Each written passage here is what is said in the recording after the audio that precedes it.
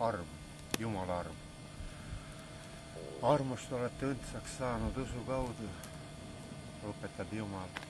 Ja Jumala arm, see tähendabki seda, et inimene on hakanud eluseadusele, reeglitele õigesti pihta saama. Tähendab, et tegelikult, et tema mõistus on küps neid õigeid teadmisi hakata omandama. Sellepärast, et armastada Jumalat tähendab elada tema õpetuste reeglite järgi. Et tänu sellele, et me mõistame seda, siis me hakkamegi õppima. Esiteks tundma, kes üleüldse on Jumal, mis on tema nimi, kellele see on pandud ja kuidas see pandud. Et Jumal kõige kõrgem on elu ise, kelle väljendas ilming ehk lapsed me siin kõik maa peal oleme. Ja sellepärast tema nimi tähendabki Jumala õpetust. Et inimene omandades selle Jumala tarkuse, õiged arusaamad eluseaduse ja kõigi elukorralduse suhtes, nii siin kui mujal, ta omandabki Jumala palge ehk tema loomuse iseloomu. Pannaksegi seetõttu see Jumala nimi sellele üksnes, kes on valitsusele kutsunud. Ja valida saab see, kes saab aru, et tõõpetus on õige, sest Jumal on ise iga inimese määranud, igale inimesele tähendab sellise olukorra, sellise arenguraja või õppeteekonna, nagu tema vaimne kasv võimaldab parajasti õppeprogrammi omandada. Sellepärast ongi ainus tee ja tõde igavesti ellu, see on tõõpetus, elukorraldus õigest mõistmiseks.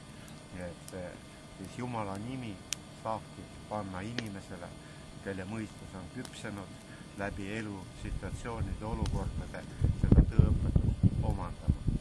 Sellepärast saabki õppima tulla või nagu piiblis on kirjutatud, et poja juurde saab tulla üksnes see, kes on Jumalast isast õpetatud. Tähendab, läbi elu olukordade, situatsioonide, ka õpingute on tema mõistus küpsenud seda tarkust omandada. Sellepärast on veel kirjutatud mitmes kohas piiblis, näiteks Vanas Testamendis juba, et Jumal võrdleb oma rahvaid nagu metalle, nagu kulda, hõbedat ja vaske ja rauda ja kõike ja ütleb, et ma heidan nad tulle, et nendest eemaldada räbuained, otse kui metallidest, et metallid saaksid puhtaks. Selleks tuleb eemaldada räbuained, sellepärast on ka Jumala tõõpetus, see hävitav tuli nende räbuainete ehk vala arusaamade jaoks. Ja sellepärast ongi, et Jumala kõned, need on puhtad kõned, nii nagu on kirjutatud veel Uues Testamendis juba ja ka vanas lauludes. Ja need on otse kui hõbe, mis on sulatusahjus sulatatud, puhtaks puhastatud 7-kordselt. Ja see ongi võrdum ja nende arenguetappid. Kõik inimesed peavad läbima teatud arenguetappid õppeperioodid. Ja kui ta on ühe lõpetanud, siis ta läheb üle järgmisel. Nii et Jumala suur arm ongi see, et ta näitab meile kätte meie eksimused, meie vead.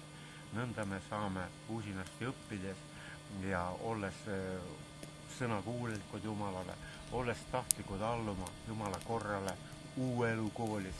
See on praegune võitja ehk ülestõusnud Kristuse kirik kogudus, olles tahtlikud selle korrale alluma vabast tahtest armastusega ja õppima uusinasti, nõnda pidevalt inimese vale muutub, kuni omandab Jumala palge ehk tema loomuse, iseloomu, mis väljendabki tõõpetusest, elukorraldusest, õigeks arusaamiseks. Nii et see ongi Jumala tegelik arm. Ja selle kohta veel, millest see tuleneb, et Jumala kartus, see on kõige tarkuse algus. Ja samas on öeldud, Jumala kartus on, see on kõige pattu vihkamine. Mis asi on siis patt? Patt on mitte mõistmine, mida Jumal tahab, ehk patt on mööda lask ja vale arusaamades elu. Sest mööda kasv ongi, kui inimene ei saa õigesti aru, kuidas ta peaks elama, mida õppima, et paljud on tahtlikud küll hoolikad õppima, kuid iial ei tule tõetunnetusele, sest nad on sihiku valesti pannud. Ehk vale tunnetus mööda õpivad. Ja kartus samas, Jumala kartus, see on kõige tarkuse tunnetuse algus, aga kartuses on pattu, ehk mitte mõistus, kuna Jumal on seadustanud, et täielik armastus, see ajab kartuse välja ja täielik armastus, see on täielik tõetunnetus ehk õige juba pihta saamine ja siis ei ole kartus, sest mille ees põhiliselt mida kardetakse, see on surma. Aga Jumal ütleb, et viimane vaenlane, kellel ots peale tehakse, see ongi surm, sest pole olemas muud surma kui vale arusaamades elu. Ja eks see on viimane vaenlane, kellel ots peale tehakse, see ongi, kui inimene saab täielikult pihta elukorraldusele, eluseadusele, kuidas see on kõik siin maa peal määratud ja igal pool mujal, siis ta ongi ära võitnud surma, sest ta teab, et seda pole olemas. Milleks karta, mida ei ole olemas. Nii et jah, sellepärast on kartuses on patt. Ja siis ma räägin ka, mis asi veel on, mis see patt on. Et kuidas ta tegutseda saab, kuidas ta inimest ära petab. Esiteks, surmaaste, ehk mille läbi ta tegutseb, see ongi patt, ehk mitte mõista. Sest surma ei ole, kes on tõele pihta saanud. Aga kes ei ole tõele pihta saanud, selle jaoks on, ta on vaimselt surnud. Ja selle aste, mis selle tema jaoks määrab, see ongi patt. Ehk mitte arusaamine elukorraldusest, eluseadusest, reeglitest, Jumala tahtest. Ja patuvägi omakorda on käsk, sest Jumala käsk, see ütlebki, et kuule, sa oled ühesõnaga mööda, et sa ei saa õigesti aru. Nii et jah, et surmaastel on patt ja patuvägi on käsk. Aitäh!